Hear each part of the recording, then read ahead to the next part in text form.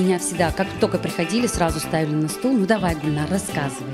И встречайте меня, это я.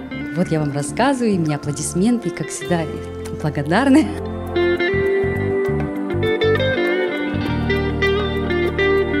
Я поступила, хотя я была такая пышная, никто не думал, что я поступлю.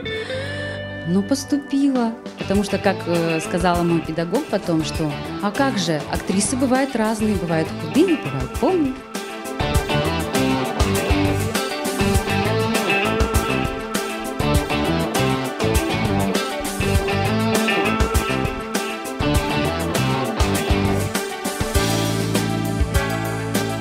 Когда комедийный, конечно, это мое состояние души. Да, я такая вся. Ну, я долго не могу обижаться, я долго не могу ходить там грустить.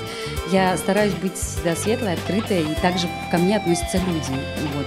А когда серьезные роли, да, тут уже, конечно, тут надо перевоплощаться.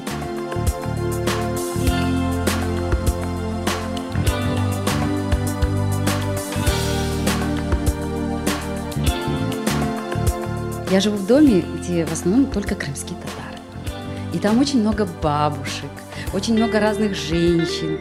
Даже вот иногда детские, которые спектакли, где я работаю, я даже с детей беру. Вот это мое вдохновление. Я иногда выхожу просто прогуляться, и я наблюдаю. О, какой хороший, интересный образ. Берем.